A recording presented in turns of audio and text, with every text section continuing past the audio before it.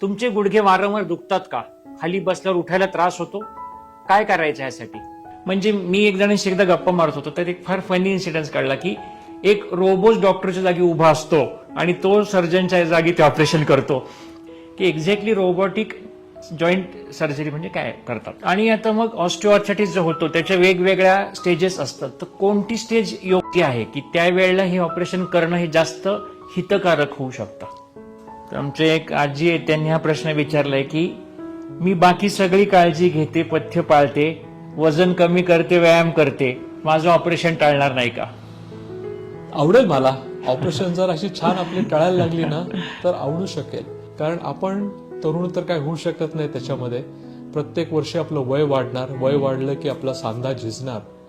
पण जर तुझी मनाची तयारी असेल की बाबा मी ऍक्सेप्ट करीन, जे पदरात पडेल ते आता मी सहन करीन त्याच्यामध्ये, तर तू नको करूस त्याच्यात. पण एक लक्षात घे की केल्याने तुझं आयुष्य सुधारलं तर त्याचा आनंद मात्र तुला उपभोगायला खूप चांगली संधी आहे. दोन्ही गुडघ्यांची ऑपरेशन एका सेटिंग मध्ये करायची गरज आहे का?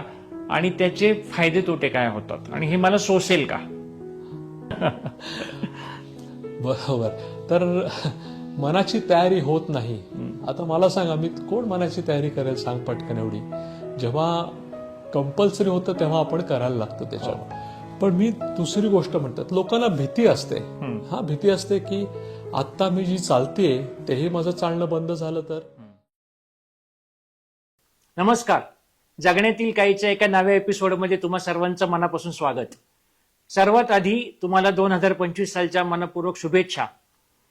चालताना गुडघ्यातून आवाज येतोय, गुडघे दुखतात, खाली बसल्यावर उठायला त्रास होतो, वयोमानामुळे सांध्यांची झीज होते, असे बरेच प्रश्न आपल्याला आपल्या वाढत्या वयाची जाणीव करून देत असतात. आणि यालाच आपण ऑस्टिओआर्थरायटिस म्हणतो. आणि ऑस्टिओआर्थरायटिसमध्ये सांधे दुखणं, सांध्यांची सूज येणं, सांध्यांमध्ये आवाज येणं, अशा अनेक तक्रारी घेऊन आपल्यापैकी बरेच ज्येष्ठ प्रेक्षकांचे आम्हाला प्रश्न आले होते की ह्याविषयी आम्हाला एक एपिसोड हवा आहे. आणि त्यातही अगदी स्पेसिफिक सांगायला गेलं तर जॉईंट रिप्लेसमेंट सर्जरी म्हणजे कृत्रिम सांधेरोपण शस्त्रक्रिया जे असं म्हणतो, त्याविषयी आपल्यामध्ये बऱ्याच लोकांमध्ये अनेक गैरसमज आहेत. आणि त्या गैरसमजांचीच उत्तरं देण्याचा प्रयत्न आपण आजच्या या एपिसोडमधून करणार आहोत. डॉक्टर सचिन तपस्वी हे जॉईंट रिप्लेसमेंट सर्जन आणि आर्थ्रोस्कोपिक सर्जन म्हणून गेले 25 वर्ष पुण्यामध्ये कार्यरत आहेत. सरांचा मुख्यतः सांधे बदल शस्त्रक्रिया यामध्ये हातखंडा आहे.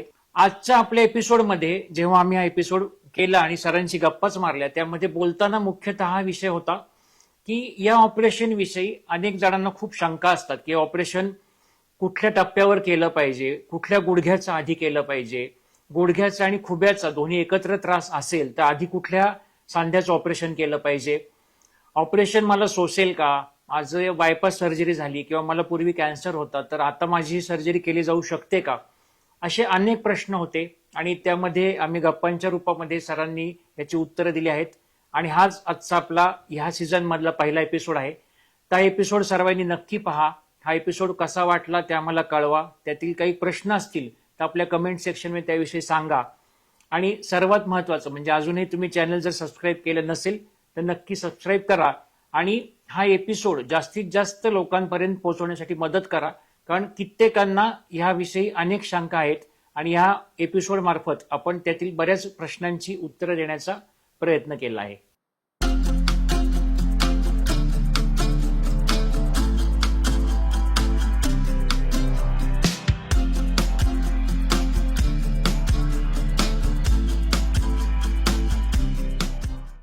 तर नमस्कार सर, आमच्या जगण्यातील काहीच्या एपिसोडमध्ये तुमचं मनापासून स्वागत. तर आपण आज मुख्यतः सांधे बदलणे, कृत्रिम सांधेरोपण शस्त्रक्रिया जे म्हणतो त्याविषयीच बोलणार आहोत. तर आमच्या प्रेक्षकांचे काही प्रश्न आहेत त्यानुसार आपण बोलायला सुरुवात करूयात. तर सर्वात एक बेसिक प्रश्न होता की सांधे बदलण्याचं जे ऑपरेशन आहे तर शरीरातले कोणकोणते सांधे बदलता येतात? थँक्यू अमित, आणि मला बोलल्याबद्दल आभार. तुमचा शो मी बरेच दिवस बघतोय आणि मला ही जी संपूर्ण कल्पना जी आहे की जे मूळ प्रश्न असतात आपल्या श्रोत्यांचे त्यांच्याबद्दल आपण माहिती देणं हे फार महत्त्वाचं असतं. नाहीतर पुष्कळ वेळेला कसं होतं की ज्या डॉक्टरना किंवा त्या क्षेत्रातला जो एक्सपर्ट असतो त्याला जे सांगायचं असतो तो ते सांगत असतो, पण तुझा हा जो उपक्रम आहे ज्याच्यामध्ये त्यांचे प्रश्नांची उत्तरं घेणं, आय थिंक हे सर्वात महत्वाचं आहे. सो हा तुझ्या उपक्रमाबद्दल मनपूर्वक आभार. थँक्यू. आणि माझ्या श्रोत्यांना पण माझा नमस्कार. आजचा जो विषय आहे ज्याच्यामध्ये आपण सांधेरोपण शस्त्रक्रिया याबद्दल बोलणार आहोत. तर सांधेरोपण शस्त्रक्रिया जर आपण ह्याचा विचार केला तर खरं पाहायला गेलं तर आपल्या शरीरातला कुठलाही सांधा हा बदलता येतो, पण जर आपण त्याला थोडंसं त्याच्याबद्दल अजून विचार केला खोलामध्ये तर सर्वात जास्त कुठला सांधा बदलला जातो, तर अर्थात नंबर 1 हा गुडघा आहे ज्याला आपण नी रिप्लेसमेंट म्हणतो. नेक्स्ट जो असतो तो आपला खुबा ज्याला आपण हिप रिप्लेसमेंट म्हणतो. नंबर 3 वरती होतो शोल्डर किंवा आपला खांदा ज्याला आपण शोल्डर रिप्लेसमेंट म्हणतो. तर हे 3 जे आपले शरीरातले जॉईंट्स आहेत त्यांचे जॉईंट रिप्लेसमेंट किंवा सांधेरोपण शस्त्रक्रिया सर्वात जास्त प्रमाणात केली जाते. पण त्याचबरोबर आपला कोपर म्हणजे एल्बो जॉईंट, मनगट म्हणजे रिस्ट जॉईंट, आपला जो घोटा असतो अँकल जॉईंट आणि हाताची बोटं पण त्यांचे पण जॉईंट रिप्लेसमेंट सर्जरीज होतात. अर्थात तेवढी गरज भासली नसल्यामुळे तेवढ्या प्रमाणात होत नाही. तर गुडघा आणि खुबा काय जास्त बदलला जातो, कारण आपल्याला उभं राहायला लागतं, चालायला लागतं. त्याच्यामुळे त्याचा आजार झाला की त्याच्यापासून जी येणारी डिसॅबिलिटी असते त्याच्यापासून आपल्याला आल्यामुळे आपण जे हिंडणं फिरणं चालणं बंद होऊन जातं, हालचाल बंद होते. म्हणून लोकांना त्या सांध्यांचे नी जॉईंट रिप्लेसमेंट्स, त्या सांध्यांचे रिप्लेसमेंट हे जास्त ॲक्सेप्टेबल असतात आणि म्हणून जगामध्ये हे 2 सांधे सर्वात जास्त प्रमाणात रिप्लेस केले जातात. अच्छा. आणि मुख्यतः जे आपण मेनली सांधेची गुडघ्याची झीज होणं असं म्हणतो, ज्याला आपण आपल्या भाषेत ऑस्टिओआर्थरायटिस म्हणतो, तर ऑस्टिओआर्थरायटिस म्हणजे नक्की काय होतं? यासाठी ना मी एक थोडं मॉडेलवरती तुम्हाला दाखवणार बरं का. तर बेसिकली एक लक्षात ठेवा की आपला कुठलाही जो सांधा असतो ना त्याच्यामध्ये 2 हाडं एकत्रित येऊन तो सांधा हलतो. आता जेव्हा आपण गुडघा वाकवतो सरळ करतो, वाकवतो सरळ करतो, तेव्हा आपल्याला का बरं त्याच्यामध्ये फ्रिक्शन किंवा झीज येत नाही? 2 कारणं असतात त्याच्यात. पहिलं कारण म्हणजे आपल्या गुडघ्याचं जे कोटिंग असतं जॉईंटवरती ज्याला आपण कार्टिलेज किंवा आवरण म्हणतो ते अतिशय गुळगुळीत असतं. म्हणजे एखादं आपण खोबरं कसं असतं आतमध्ये, आपण शहाळं फोडलं किंवा नारळ फोडलं आणि आतलं खोबरं कसं दाट पांढरं दिसतं तसं हे कार्टिलेज असतं, एकदम स्मूथ पण स्ट्रॉंग. दुसरी गोष्ट, आपल्या जॉईंटच्या मध्ये ह्या 2 गाद्या असतात ज्याला आपण कुर्चा म्हणतो किंवा आम्ही मेनिस्कस म्हणतो. आणि ह्या 2 मेनिस्कसच्या ज्या कुशन्स आहेत त्या आपल्याला शॉक ॲब्झॉर्बरचं काम करतात. तर जेव्हा आपल्या आवरण झिजतं म्हणजे कार्टिलेज आपलं ब्रेकडाऊन होतं, कार्टिलेज नाहीसं होतं आणि आतलं हाड एक्सपोज होतं, किंवा त्याचबरोबर आपली जी कुर्चा असते ती फाटते आणि आपल्या जॉईंटच्या मधला शॉक ॲब्झॉर्बर निघून जातो, तेव्हा सांध्याला सांधा झिजतो, घासतो आणि त्याच्यामुळे ऑस्टिओआर्थरायटिस होतो.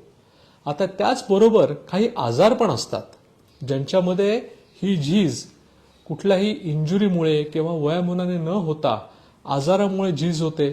त्याला इन्फ्लमेटरी आर्थरायटिस म्हणजे उदाहरणार्थ रुमोटॉइड आर्थरायटिस वगैरे असे जे काय आजार असतात त्याच्यात शरीरामधली नैसर्गिक आपले जे काय केमिकल्स असतात, जे त्याच्यामध्ये आपले काही इम्युन मिडिएटेड कॉम्प्लेक्सेस असतात त्याच्यानी नॅचरली हे सगळा भाग झिजून जातो.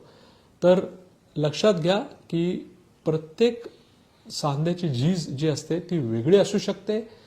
आपल्याला समजा काही फ्रॅक्चर झालं आणि ते नीट बसलं गेलं नाही तरी पण सांधा झिजतो, वयोमानाने सांधा झिजतो ज्याला आपण ऑस्टिओआर्थरायटिस म्हणतात, आजाराने सांधा झिजतो रुमोटॉइड आर्थरायटिस सारखा, आणि हे सगळे प्रकार महत्वाचे आहेत त्याच्यात. बरं. आणि आता मग ऑस्टिओआर्थरायटिस जो होतो त्याच्या वेगवेगळ्या स्टेजेस असतात, तर कोणती स्टेज योग्य आहे की त्यावेळेला हे ऑपरेशन करणं हे जास्त हितकारक होऊ शकतं? कसं असतं अमित, जे खूप अर्ली स्टेज असतो त्याला कोणीच काही ऑपरेशन सुचवत नाही त्याच्यामध्ये, कारण आपण असं म्हणायला हरकत नाही की नॅचरल इज बेस्ट. जे देवाने दिलेलं आहे दॅट इज द बेस्ट. आणि जेवढं शक्य असतं तेवढं ते आपल्याला पुरवायचं असतं आणि टिकवायचं असतं. त्याच्यामुळे जेव्हा स्टेज 4 जी लास्ट स्टेज आपण म्हणूया, स्टेज 1, 2, 3 आणि 4, 3 आणि 4 च्या स्टेजलाच आपण हे जॉईंट रिप्लेसमेंटकडे वळतो. कारण आपल्याला माहीत असतं की जे नॉन सर्जिकल उपचार असतात, म्हणजे ज्याच्यात ऑपरेशन आपल्याला करणं शक्य नाही आहे आता त्याच्यामध्ये, किंवा असं म्हणूयात आपण की आता ह्या ज्या स्टेजेस आहेत ह्या स्टेजमध्ये विदाऊट ऑपरेशन ट्रीटमेंट शक्य नाही आहे आता, तर तेव्हा आपल्याला जॉईंट रिप्लेसमेंट हे सुचवायला लागतं त्याच्यात. तर आमचे एक आजी आहे, त्यांनी हा प्रश्न विचारलाय की मी बाकी सगळी काळजी घेते, पथ्य पाळते, वजन कमी करते, व्यायाम करते, माझं ऑपरेशन टाळणार नाही का? आवडेल मला. ऑपरेशन जर अशी छान आपली टाळायला लागली ना तर आवडू शकेल. पण आता त्याचबरोबर मी आजीना पण त्या ठिकाणी सल्ला देतो, ऑपरेशन हे कंपल्सरी नसतं. बरोबर. म्हणजे मी बऱ्याचशा माझ्या पेशंटना सांगतो की जर समजा माझा ॲक्सिडेंट झाला, माझं हाड मोडलं, तिथनं ब्लिडिंग होत आहे, तर माझ्याकडे फारसा चॉईस नसतो हां की मी नाही केलं तर चालेल का, तेव्हा कंपल्सरी असतं. किंवा जर असं निदर्शनास आलं की माझ्या हार्टमध्ये 4 ब्लॉक्स आहेत, तर मी जर नाही केलं तर कदाचित मी जगणार नाही त्याच्यामध्ये. पण जेव्हा तुमचा जॉईंट खराब होतो, सांधा झिजतो, तेव्हा आपल्याला क्वालिटी ऑफ लाईफ, म्हणजे आपल्याला काय आयुष्याची क्वालिटी जगायची आहे त्याच्याप्रमाणे आपल्याला हा निर्णय घ्यायला लागतो. साधारण एक 4 ते 5% पेशंट असतात जे म्हणतात की आम्हाला करायचंच नाहीये. त्यांना त्यांची कारणं असतात आणि आपण ते सगळी कारणं रिस्पेक्ट करायला पाहिजे त्याला. तर त्या लोकांना नीट समजून द्यायला पाहिजे की तुम्ही जर केलं तर तुम्हाला काय फायदा आहे, पण जर नाही केलं तर कदाचित दुर्दैवाने आपल्या आयुष्याची क्वालिटी थोडी खराब होत जाईल. काळांतराने तुमचे मुवमेंट्स कमी होऊन जातील. तुम्हाला थोडंसं घरगुती जे कामं असतात आपली स्वतःची, म्हणजे आंघोळ करा, टॉयलेटला जा, त्याला पण मदत लागायला लागेल. आणि मग तेव्हा अगदी इथपर्यंत पाणी आल्यानंतर आता करा म्हटलं की तेवढा चांगला रिझल्ट मिळत नाही. तर आजींना मला एकच सांगायचं याच्यामध्ये की टाळू शकतेस का, तर टाळणं अवघड आहे. करेक्ट. कारण आपण तरुण तर काय होऊ शकत नाही त्याच्यामध्ये.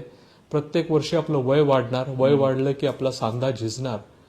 पण जर तुझी मनाची तयारी असेल की बाबा मी ॲक्सेप्ट करीन, जे पदरात पडेल ते आता मी सहन करीन त्याच्यामध्ये, तर तू नको करूस त्याच्यात. पण एक लक्षात घे की केल्याने तुझं आयुष्य सुधारलं तर त्याचा आनंद मात्र तुला उपभोगायला खूप चांगली संधी आहे. आणि त्याचाच एक दुसरा उपप्रश्न असा होतो की करायचं ठरतंय पण अजून मनाची तयारी होत नाहीये, बरोबर. तर किती दिवस हे रोखलं जाऊ शकेल अजून? बरोबर. तर मनाची तयारी होत नाही. आता मला सांगा, मी कोण मनाची तयारी करेल सांग पटकन एवढी. जेव्हा कंपल्सरी होतं तेव्हा आपण करायला लागतो त्याच्यात. पण मी दुसरी गोष्ट म्हणतात, लोकांना भीती असते. हा भीती असते की आत्ता मी जी चालतेय तेही माझं चालणं बंद झालं तर. बरोबर आहे. म्हणजे आणि मी तेव्हा तेच सांगतो, उदाहरण देतो लोकांना की मी आज, तुम्ही मला दवाखान्यात भेटलायत माझ्या, आणि हे सगळं दवाखान्याच्या शेवटचा पेशंट संपून मी घरी जाणार आहे. घरी जाताना मला ऍक्सिडेंट होण्याची जितकी शक्यता आहे तेवढीच शक्यता अशी आहे की तुम्हाला ह्याच्यातनं कदाचित काय मेडिकल सर्जिकल कॉम्प्लिकेशन येऊ शकतं, ज्याच्यामुळे तुमची मोबिलिटी कमी होऊन जाईल. पण त्याचबरोबर सर्वात महत्वाचे आहे की हा जो रिस्क फॅक्टर आपण जो म्हणतो त्याच्यात, हा रिस्क फॅक्टर साधारण सगळे रिस्क फॅक्टर जर आपण एकत्रित केले तर हा 3% पेक्षा कमी आहे. म्हणजे 97% चान्स आहे की you will be absolutely normal. 3% chance आहे you may not be as normal, जसं तुम्हाला अपेक्षित आहे तसं. अच्छा. आणि ह्याच्या उलट एकांचा प्रश्न असा आलाय की आम्हाला गरज आहे असं सांगितलंय ऑपरेशनची, आमची इच्छा पण आहे, पण काही त्याच्यामध्ये जे विरोध येतो, म्हणजे कॉन्ट्रॅडिक्ट इंडिकेशन जे म्हणतो आपण, की एकतर हेल्थ इश्यू किंवा फायनान्शियल इश्यू, ह्या दोन्हीमुळे आम्हाला आता करणं शक्य नाहीये. आता आपण पहिला जो सोपा भाग आहे तो पहिल्यांदा बोलूया, फायनान्शियल इश्यू. आता तू म्हणशील की फायनान्शियलला सोपा कसा आला, तर माझ्या दृष्टिकोनात हा सोपा आणि सॉल्व्हेबल प्रॉब्लेम आहे. 2 प्रकारचे प्रॉब्लेम असतात आपल्याला. ज्याच्याकडे आपल्याला सोल्युशन असतं, ज्याच्याकडे आपल्याला सोल्युशन नसतं. तर जो आपल्याला सोल्युशन देण्यासारखा आहे हा फायनान्शियल प्रॉब्लेम आहे त्याच्यात. आणि तू बघशील आणि तुलाही माहित असेल की कित्येक स्कीम्स आहेत आता हा ज्या आपल्या केंद्रीय सरकारने राबवल्यात, आपल्या स्थानिक राज्य सरकारने राबवलेले आहेत. बरेचसे एनजीओज आहेत जे याला मदत करतात. आणि तसं पाहायला गेलं तर ऑलमोस्ट ऑल हॉस्पिटल्स जे आहेत ना आपले, ते सगळे हॉस्पिटल्स डेफिनेटली ज्या लोकांना थोडे हा चॅलेंज आहे त्यांना हा मदत ही एक्सटेंड करतात, जेणेकरून हा प्रॉब्लेम आपल्याला सोडवता येतो. दुसरी अडचण जी असते ती मेडिकल प्रॉब्लेमची असते. आता मेडिकल इश्यूज जर म्हटलात तर थोडंसं आपण ह्या ठिकाणी स्ट्रिक्ट राहायला पाहिजे. कारण काही काही कंडिशन्स असतात त्याच्यामध्ये जी रिस्क असते सर्जरीची ती बरीच हाय असते त्याच्यात. पण तेही आपण जर थोड्याफार फरकात आपण त्याचा विचार केला त्याच्यामध्ये, तर साधारण त्यातले 90% पेशंट जे आहेत ते व्यवस्थित मेडिकल ट्रीटमेंट देऊन, ज्याला आपण ऑप्टिमायझेशन म्हणतो, बरोबर, त्याच्याने त्यांना पूर्ववत चांगलं आपल्याला करता येतं. ओके. पुढचा असाच एक जरा मजेशीर प्रश्न आहे की ठीक आहे आमची करायची तयारी आहे, दोन्ही गुडघ्यांचं करायला सांगितलंय, पण मग एकाच करूया जो जास्त दुखतोय तो. ऑपरेशन झाल्यानंतर ऑपरेशन झालेल्या पायावर आम्ही जास्त जोर देऊ, म्हणजे दुसरा जो कमी दुखावणारा पाय आहे त्याची करायचीच गरज पडणार नाही. आता ह्याला मी एक कसं म्हणावं, एक असं सरळसोट उत्तर देऊ शकत नाही.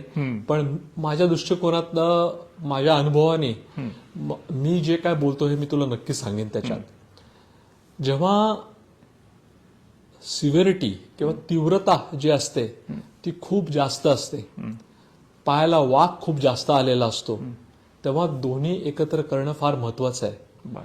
कारण एक चांगला आणि एक वाकडा ठेवून मी चालायला लागलो तर मला चालता येत नाही त्याच्या. जेव्हा साधारण एक गुडघा 90-95% झिजलाय आणि दुसरा 40% झिजलाय, तेव्हा तू जे म्हणतोयस ते अतिशय बरोबर आहे. मी जो चांगला आहे तो करून घेतो, एकदम बरोबर. त्याच्याने दोन गोष्टी होतात, जो खराब आहे तो बरा होतो आणि जो तितका खराब नाहीये त्याच्यावरचा लोड कमी होतो. त्याच्यामुळे त्या बाजूचं ऑपरेशन आयदर टळू शकतं किंवा पोस्टपोन होऊ शकतं. कधी कधी मेडिकल प्रॉब्लेम्स असल्यामुळे, ज्यांना डायबिटीस आहे, हार्ट प्रॉब्लेम आहेत, लिव्हर प्रॉब्लेम आहेत, किडनी प्रॉब्लेम आहेत, त्यांना पण आपण कधी कधी नाईलाजाने सांगतो की आत्ता एकच करा आणि 3-6 महिन्यानंतरच येऊन दुसरं करा त्याच्या. अच्छा. ऑपरेशन नंतर किती महिने झोपून राहायला लागेल, कारण मला अजून खूप जग फिरायची इच्छा आहे. हा सर्वात चांगला प्रश्न विचारलास तू. याचं कारण मी तुला सांगतो की ऑपरेशन विषयी खूप गैरसमजुती आहेत त्याच्यात. आणि जेव्हा मी ऑपरेशन नंतर राऊंड घ्यायला जातो तेव्हा मला सर्वात मोठा चॅलेंज हा असतो की मला जे आई वडील ज्यांचं ऑपरेशन झालेलं असतं त्यांच्या मुलांना कन्व्हिन्स करायला लागतं की त्यांची मदत तुम्ही करू नका. एक लक्षात घे की हा सांधा आहे, हा जॉईंट आहे आणि हा जॉईंट चालला पाहिजे, वळला पाहिजे, तरच तो स्नायू स्ट्रेच होणार, तरच सर्क्युलेशन होणार, तरच आपली बुद्धी, आपलं ब्रेन परत नीट चालायला लागणार. जितके जास्त दिवस पेशंटना बेड रेस्ट सांगितली जाते तितका त्यांची बॉडी स्टिफ होते आणि मग प्रॉब्लेम्स चालू होतात. दुसरी गोष्ट लक्षात घ्यायची की तुम्ही नी रिप्लेसमेंट टोटल किंवा पार्शल हे झाल्यानंतर त्याच दिवशी किंवा दुसऱ्या दिवशी बेडच्या बाहेर उठून हिंडणं फिरणं चालणं कंपल्सरी आहे.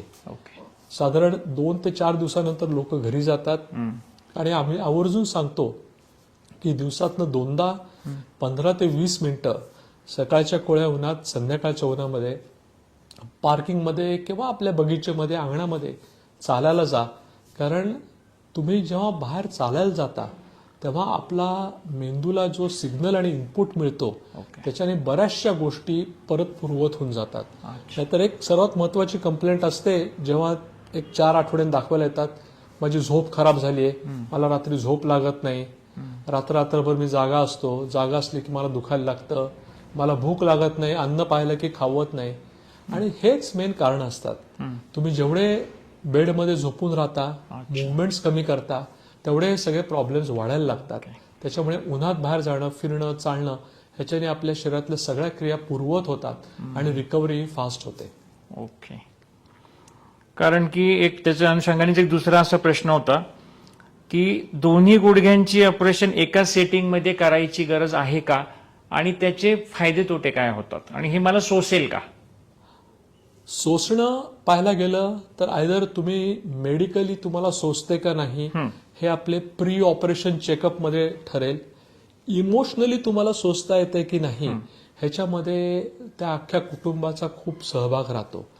तुमचं कुटुंब जर तुमच्या मागे राहिलं, त्यांनी तुम्हाला चांगलं मोटिवेट केलं, तुमच्या डॉक्टरने तुम्हाला मोटिवेट केलं की काय नाही रे, तू काळजी करू नकोस, भरपूर करतात, करून घेऊ आपण, तर सोसणं जे आहे ते सोसण्याचा एक रोडब्लॉक जो असतो तो निघून जातो. करण्याची गरज आहे का? जर मी मगाशी बोललो तसं, जर दोन्ही पायाची डिफॉर्मिटी किंवा त्याची तीव्रता खूप जास्त असेल तर दोन्ही एकदम केलेलं कधीही चांगलं. त्यात काय फायदे आहेत? एकदाच हॉस्पिटलला जा, एकदाच औषध गोळ्या घ्या, एकदाच अॅनेस्थेसिया घ्या आणि एकदाच फिजिओथेरपी करा. ओके.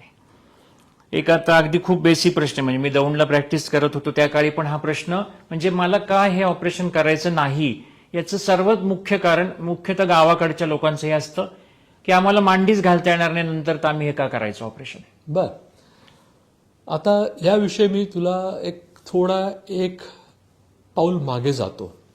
करेक्ट. आपला सांधा ज्या प्रकारे झिजतो त्या प्रकारे आपण ऑपरेशन सुचवतो. तर दोन प्रकारची नी रिप्लेसमेंट असतात, मी तुम्हाला दाखवतो. त्यातला एक प्रकार जो तुम्हाला सर्वांना अगदी नेहमीचा माहीत आहे त्याला आपण टोटल किंवा फुल नी रिप्लेसमेंट म्हणतो. तर नी रिप्लेसमेंटमध्ये आपण संबंध सांधा काढून टाकत नाही, आपण जो खराब झालेला आपला सरफेस आहे त्याला आपण नवीन अस्तर लावतो त्याच्यात. तर वरच्या बाजूला एक मेटलची कॅप, खालच्या बाजूला एक मेटलची कॅप आणि जेवढी झीज झालेली आहे त्या जाडीचा आपण प्लॅस्टिकची गादी टाकतो मध्ये. दुसऱ्या ह्याच्या भागात महत्वाची गोष्ट काय आहे की जर आपला आजार एकाच कप्प्यामध्ये मर्यादित असेल, म्हणजे दोन्ही कप्पे जर खराब झाले नसतील पण एकाच कप्प्यात जर मर्यादित असेल तर आपण जे करतो त्याला आपण म्हणतो पार्शल नी रिप्लेसमेंट. म्हणजे काय, जर माझा आतलाच कप्पा खराब असेल आणि बाहेरचा नॉर्मल असेल तर आपण फक्त आतला भाग हा बदलू शकतो. आणि हे सांगण्याचं महत्व काय अमित त्याच्यात की पार्शल नी रिप्लेसमेंटला बिकॉज सगळे आपले सांधेबंध लिगामेंट्स कशालाही हात लावत नाहीत, त्याच्यामध्ये खाली बसणं, उकिडवं बसणं ह्याला काही आपल्याला अडचण येत नाही त्याच्यात. ओके. फुल नी रिप्लेसमेंट जी असते त्याला थोडासा कधी कधी चॅलेंज येऊ शकतो. त्याचं कारण असं नाहीये की तुम्ही कधीच बसू नका. आम्ही सांगतो की जर अडीअडचणीच्या प्रसंगी जरूर बसा तुम्ही, पण अडचण अशी असते की त्या सांध्याचं जे डिझाईन आहे ते डिझाईन खाली बसण्यासाठी केलेलं नाहीये. त्याच्यामुळे तुम्ही जर खाली कारण नसताना जर बसत गेलात तर कदाचित त्याची जी लाईफ आहे ती कमी होते. आणि पुढचा प्रश्न तुला आलाच असेल की हा सांधा किती टिकतो. तर साधारण मला असं सांगायला काही हरकत नाही की जो सध्याचा डिझाईन मटेरियल्स आपण वापरतो त्यात हे सांधे 25 वर्ष तरी व्यवस्थित टिकू शकतात. कारण की ते मी तिथे त्यांना कारण तेव्हा असं सांगायचो की ऑपरेशन नंतर मांडी घालता येईल का हा विषय तो दुय्यम आहे.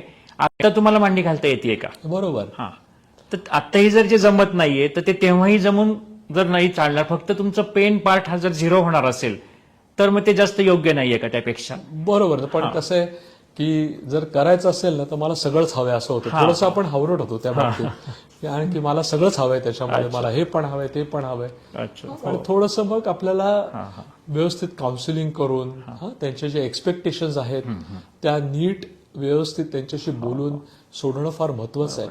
म्हणून आम्ही तुला सांगतो की जो डिससॅटिस्फॅक्शन ज्याला आपण म्हणतो की मी संतुष्ट नाहीये माझ्या ऑपरेशनमुळे, ह्याचं कारण हे आहे. हा. कारण मी समजा तुझ्याकडे आलो, तू माझा ऑर्थोपेडिक सर्जन आहेस आणि माझे एक्सपेक्टेशन्स भले मोठे असतील, पण मला देणं एवढंच जमणार आहे. कारण त्या प्रोसिजरची, तुझ्या पायाची किंवा तुझ्या मसल्सची ती लिमिटेशन आहे. जर आपले एक्सपेक्टेशन्स आणि जे आपण देऊ शकतो ह्याच्यामध्ये जर मिसमॅच झाला आणि जर ऑपरेशनच्या आधी हे काउन्सिलिंग नीट नाही झालं तर मग थोडेसे नाराज होतात लोक, माझं हे बरं झालंच नाही. हा, एक्सरे पाहिला तर एकदम छान असतो, चालतात सगळे छान, पण मला नाही, मला नॉट हॅपी असे म्हणतात. त्याचं कारण हे आहे. ओके. एक आमच्या शेजारी राहणाऱ्या आजोबांनी हा प्रश्न विचारायला सांगितलाय की ऑपरेशन नंतर मला काठी कायमस्वरूपी वापरायला लागेल का? बर, तर काठी वापरण्याची बरीच कारणं असतात अमित त्याच्यात. जर आपण गुडघेदुखीसाठी आपण काठी वापरत असो तर ऑपरेशन नंतर ती सुटते. पण काही लोकांना त्याबरोबर थोडंसं बॅलन्सचा पण इश्यू असतो. काहींना ज्यांची वय झालेलं असतं त्यांच्या ज्या सेन्सरी नर्व्ज असतात, ज्या नसा असतात, जे मेंदूला सेन्सेशन घेऊन जातात, त्या थोड्या कमजोर झालेल्या असतात. त्याच्यामुळे त्यांना नीट चालणं, त्यांना असं वाटतं माझं तोल जाईल की काय, आणि त्यांच्यासाठी काही दिवस हे काठी वापरणं महत्वाचं आहे. पण बहुतांश लोकांसाठी काठी ही ऑपरेशन नंतर सुटते. ओके. पहिले साधारण एक 4-5 दिवस किंवा आठवडाभर वॉकर वापरतात लोक, कारण थोडा कॉन्फिडन्स येण्यासाठी, आत्मविश्वास वाढण्यासाठी म्हणून वॉकर वापरतात. आणि त्याच्यानंतर एक 2 आठवडे झाले की मग ते मोकळे चालायला लागतात. एकदा आपल्याला आत्मविश्वास आला की मी नीट चालू शकतोय, मग ते सगळं सोडून देतात त्याच्यात. ओके. आणि मगाशी जो विषय निघाला की संधिवाताचं जर आपण ऑस्टिओआर्थरायटिस म्हणतो तसं रुमॅटॉइड आर्थरायटिसच्या पेशंटला सुद्धा जॉईंट रिप्लेसमेंट आपण सर्जरी ऍडवाइस करतो. बरोबर. तर त्या अनुषंगाने एक प्रश्न एकाने विचारला होता की मला दोन्ही खुब्यांचं आणि दोन्ही गुडघ्यांची जॉईंट रिप्लेसमेंट आज ना उद्या करायला लागेल असं सांगितलेलं आहेच, बर, संधिवातामुळे खराब झालेला. बर. तर यातलं कुठल्या सांध्याचं आधी करणं हे जास्त माझ्यासाठी उपयोगी का फायद्याचं असेल? जर दोन्ही हिप जॉईंट्स किंवा खुबे आणि दोन्ही नी जॉईंट्स किंवा गुडघे यांची जर ऑपरेशन लागत असेल तर पहिल्यांदा हिप जॉईंटचं करायचं.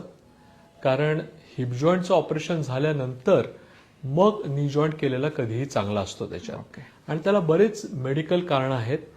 एकदा हिप फ्री झाला की तुम्हाला नीची जी अलाइनमेंट आहे ती नीट समजते आणि मग गुडघ्याच्या ऑपरेशनच्या वेळेस आम्ही करेक्शन आहे ते जास्त ॲक्युरेट करू शकतो. आता सध्या जे रोबोटिक नी सर्जरी असं फार ऐकायला मिळतं, म्हणजे हे मीच विचारतोय प्रश्न. तर एक्झॅक्टली आपण पूर्वी जी ऑपरेशन्स व्हायची आणि आता जे रोबोटिक होतं त्याविषयी, म्हणजे मी एक जणांशी एकदा गप्पा मारत होतो तर एक फार फनी इन्सिडेंट काढला की एक रोबोट डॉक्टरच्या जागी उभा असतो आणि तो सर्जनच्या जागी ते ऑपरेशन करतो.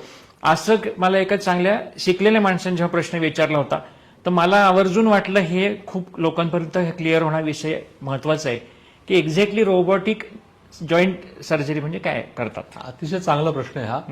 आणि माझ्याकडे जे पेशंट येतात त्यांना मी काय लोकांना सुचवतो की रोबोटिक असिस्टेड केलेलं बरं राहील. ते म्हणतात नाही नाही नाही तुम्ही करा, कोणी बाकीच्यांनी कोणी करायचं नाही, तुम्ही करा.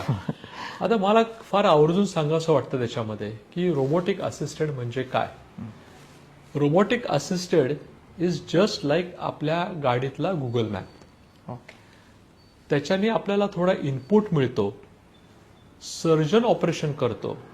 फक्त जे आपल्याला बोन पॉलिश करायला किंवा जे बोन कट करायला जे टूल्स असतात ते एका रोबोटिक आर्मवरती असतात.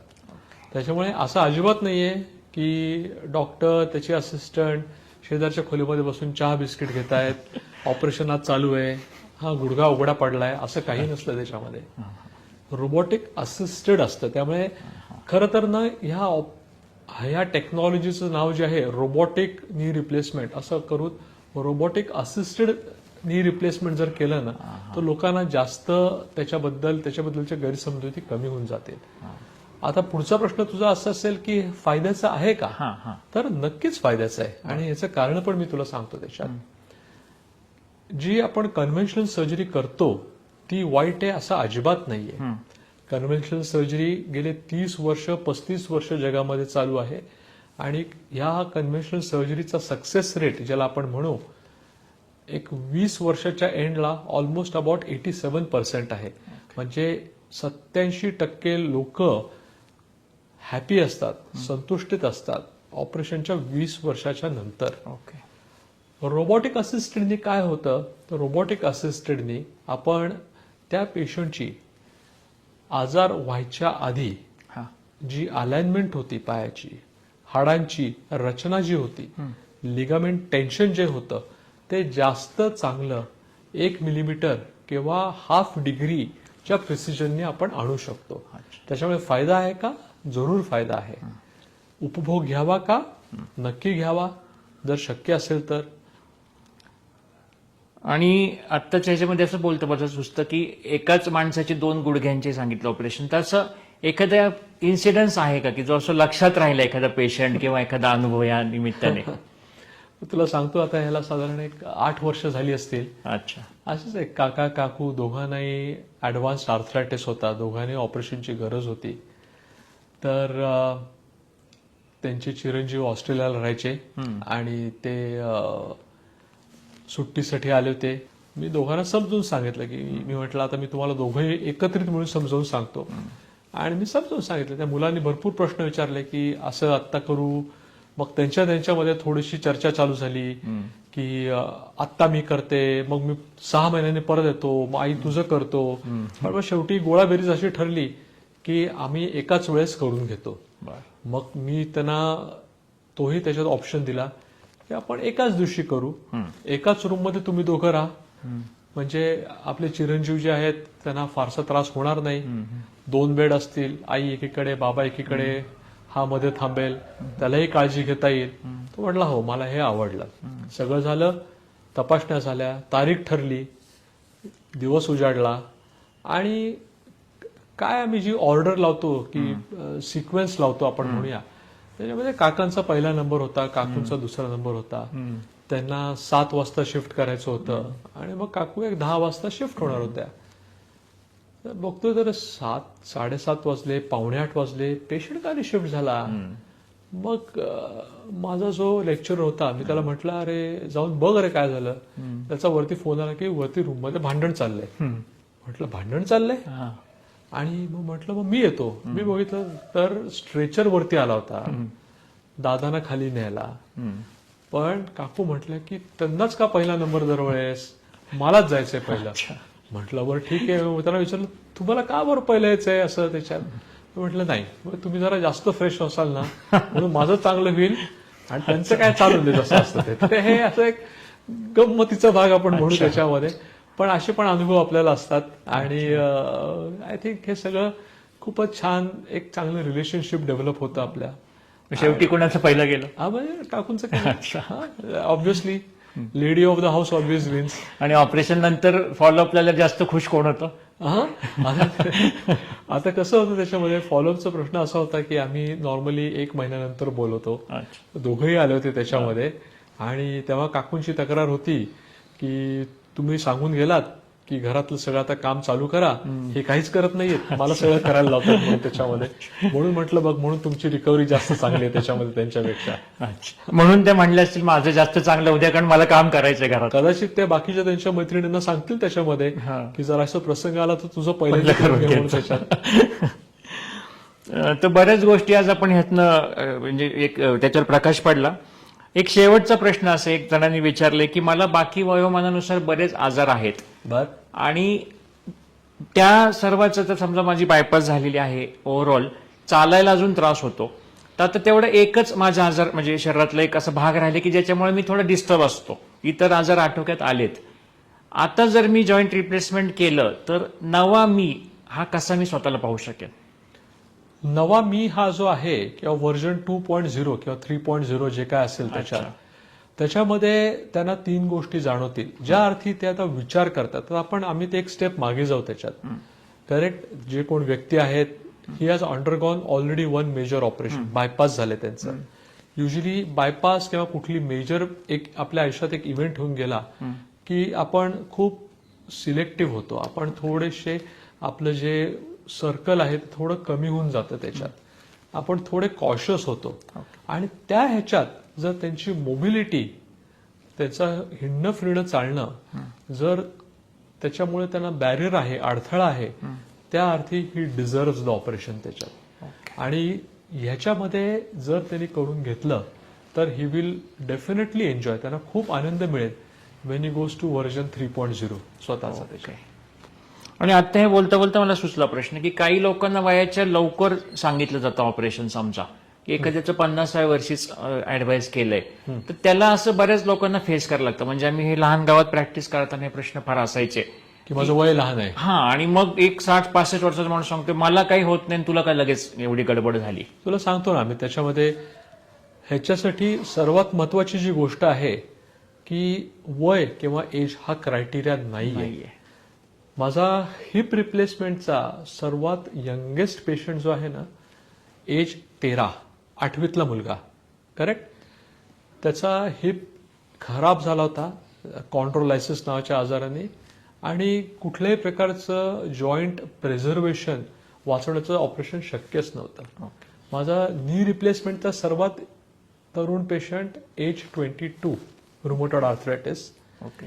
तर प्रश्न हाच असतो की कदाचित मला 20 वर्षानंतर त्रास होईल, तसं केलं तर तू आज व्हीलचेअरमध्ये बसशील आणि नंतर 15 वर्ष टळल्यानंतर त्याच्यानंतर ऑपरेशनचा फायदा होणार नाही तुला. त्याच्यामुळे जर गरज असेल तर वय आपण बाजूला ठेवतो. आत्ताचे जे नवीन मटेरियल्स आहेत त्याच्याने आपली लाईफ जी आहे पार्टची ती जास्त आहे. 25-30 वर्षापर्यंत आपण एक्सटेंड करू शकतो आणि त्याचा जरूर उपभोग घ्यावा. म्हणजे आता आपण कमी सगळ्यात वयाचं पाहिलं, हायेस्ट किती वयाचं ऑपरेशन केलंय तुम्ही? हायेस्ट नी रिप्लेसमेंट एज 93 आणि त्यांची बहीण 89. तो पण असाच एक किस्सा आहे अमित की दादा आणि छोटी ताई दोघांचं एकदम केलं होतं त्यांचं मी सेम डेला, एज 93 आणि 89. बर. कारण त्यांना चालताच येत नव्हतं त्याच्यामध्ये. सो माझ्यासाठी that is the highest record त्याच्या. ओके. आणि माणसाची एक जगण्याची दुर्दम्य इच्छाशक्ती हा सुद्धा एक मोठा विषय घडत असेल ना. बरोबर. ज्या ह्या वयामध्ये जरी वय हा विषय दुय्यम ठेवला तरी शेवटी ती एक फॅक्ट आहे, पण ती जगण्याची आपली उर्मी किती स्ट्रॉंग आहे त्याच्यावर पण अशी ऑपरेशन ठरत असतील ना. बरोबर बरोबर आहे. कसं आयुष्य जगायचंय हा, जे आपल्या जगण्यातील काही शेवटी त्याच्यावरतीच येतं ना. हा. तुला कसं आयुष्य जगायचं आहे, ओके, कुठल्या प्रकारे जगायचंय, परावलंबी व्हायचंय, अवलंबून राहायचंय, आणि हे महत्वाचे प्रश्न असतात ज्याच्यासाठी आपणच स्वतः उत्तर देऊ शकतो. किंवा आता आपण बायपासचा विषय केला. आमचा एक मागचा एक एपिसोड झाला होता कॅन्सरच्या, आमच्या एक सर्वायवल त्या होत्या, त्यांनी हा प्रश्न विचारायला सांगितला की कॅन्सरचं ऑपरेशन झालेल्या पेशंट्सना बऱ्याचदा ऑस्टिओपोरोसिस असतात, हाडं ठिसूळ झालेले असतात, तर अशा लोकांना ही सर्जरी जॉईंट रिप्लेसमेंटची करण्यामागे काही कॉन्ट्राइंडिकेशन किंवा न करण्यासाठी काही कारण असतात का? अजिबात नाही, त्याच्यात काही अडचण नसते. हा, आपण व्हेरी इझिली आणि सहजरित्या हे करू शकतो आणि कुठल्याही प्रकारे रिझल्ट कॉम्प्रोमाइज न करता त्यांची जी रिकव्हरी आहे किंवा त्या जॉईंट रिप्लेसमेंटचा, तुझ्या ऑपरेशनचा जी लाईफ आहे त्याच्यामध्ये काही कॉम्प्रोमाइज राहत नाही त्याच्यात. ओके. तर आज बऱ्याच आपण वेगवेगळ्या गोष्टी ह्याच्यावरती चर्चा केली. तर एक शेवटी सर्वात की एक टेक अवे मेसेज म्हणून काय सांगता येईल लोकांना? बर, पहिली गोष्ट म्हणजे आपण ज्याच्यासाठी बोलत आहोत, आपण ज्याच्याबद्दल बोलत आहोत ते फार महत्वाचं आहे. आयुष्य कसं जगावं हे प्रत्येकाने ठरवायचं असतं. आणि जर आपल्याला चांगल्या क्वालिटीचं आयुष्य जगणं गरजेचं आहे तर ते जरूर नीट जगा. ते करण्यासाठी जर आपल्याला कुठल्याही सांध्याचा झीज आहे, सांधा जर खराब झाला आहे, तर नी रिप्लेसमेंट किंवा हिप रिप्लेसमेंट सारखं ऑपरेशन हे करून घेण्यात काहीच हरकत नाहीये. मला माहितीये की बऱ्याच लोकांना खूप गैरसमजुती असतात. प्रत्येकाची सल्लागार समिती खूप मोठी असते त्याच्यामध्ये, पण तुमच्या डॉक्टरांवरती विश्वास ठेवा, ते तुमच्या चांगल्यासाठीच बोलत असतात. त्याच्यात नी रिप्लेसमेंट ऑपरेशन हे गेल्या दशकातलं one of the most successful operations असं ठरलं आहे त्याच्यात. आणि एक लक्षात घ्या की जर रोज लाखो लोक अख्ख्या जगात करून घेत असतील तर ह्याचा अर्थ ते काय वाईट ऑपरेशन नाहीये. फक्त महत्वाच्या काय गोष्टी आहेत त्या 3 गोष्टी आहेत. एक तर चांगल्या ठिकाणून करून घ्या, तिथे कुठल्याही प्रकारचा कॉम्प्रोमाइज होता कामा नये. दुसरं, तुमच्या मनाची तयारी नसेल तर अजिबात करू नका. कारण जर कंपल्सरी केलं असेल, जसं मी बघतो की काही लोकांना त्यांची मुलं येऊन कंपल्सरी करून जातात, त्याच्यामध्ये ते कधीच संतुष्टीत नसतात. आणि तिसरी गोष्ट, ऑपरेशन केल्यानंतर त्याचा आनंद घ्यायला शिका. हिंडा फिरा, चाला, सगळी कामं करा, स्वतःला बांधून ठेवू नका. प्रत्येकाने आपलं आयुष्य त्यांना पाहायचं जगायचं असतं आणि कुणालाही आयुष्य त्यांचं चांगलंच जगायला आवडतं त्याच्यामुळे जरूर सगळ्यांनी आनंदात जगा. गुडघेदुखी किंवा सांधेदुखीमुळे तुमचा आनंद कुठल्याही प्रकारे कमी होऊन देऊ नका. तर आता मला शेवटी ह्याच विषयावर सांगायचं होतं की आजच्या एपिसोडचं टायटल ठेवण्यामागं हाच हेतू होता की बऱ्याच आजारांविषयी, एक तर आजकालच्या गुगल पेशंट भरपूर आपल्याकडे आहेत आणि त्यांच्या गैरसमज खूप लोकांना आजार, म्हणजे 2 टोकाचे लोक आहेत असे ज्यांचे गैरसमज असतात की ज्यांना काहीच माहीत नाहीये किंवा ज्यांना खूप जास्त गोष्टी माहिती आहेत ज्याची गरज नाहीये. आणि ह्या सगळ्यामध्ये हा अगदी मी खेडोपाडी पण प्रॅक्टिस केली ना तर शहरात पण पाहतोय. तर ह्या सर्वच लोकांना एक योग्य प्रकारे मार्गदर्शनाची गरज आहे असं वाटलं, म्हणून ह्याचं नावच मुद्दाम आम्ही गरज, समज आणि गैरसमज असं ठेवलं की ह्या जे आपण ह्याला बाय चॉईस ऑपरेशन जे बरेच लोक म्हणतात की हे नाही केलं तर चालणार आहे का, तर ते करून आयुष्य किती छान होईल ह्याच्या आपल्या चर्चेतनं खूप छान पद्धतीने आपण गप्पा ह्याच्यावरती मारल्या. आणि आज आमच्या नवीन सेटअपमध्ये, नवीन आम्ही आता जानेवारीपासून केलंय, त्यातला आपला हा पहिलाच एपिसोड खूप छान पद्धतीने केला. आणि आज तुम्ही तुमच्या खूप बिझी शेड्यूलमधनं आमच्यासाठी वेळ देऊन आला आणि आपल्या छान गप्पा झाल्या. आणि ह्यानंतर काही आमच्या प्रेक्षकांचे भरपूर प्रश्न असतात, म्हणजे बऱ्याचदा त्या प्रश्नांवरच आमचे एपिसोड आणखी इंटरेस्टिंग होत जातात. तर आणखी काही त्या निमित्ताने शंका असतील तर नक्कीच त्या तुमच्याशी चर्चा करून आपण परत वाटल्यास ह्या विषयावर एकदा भेटूया. नक्कीच. तर thank you very much. Thank you Amit, thank you.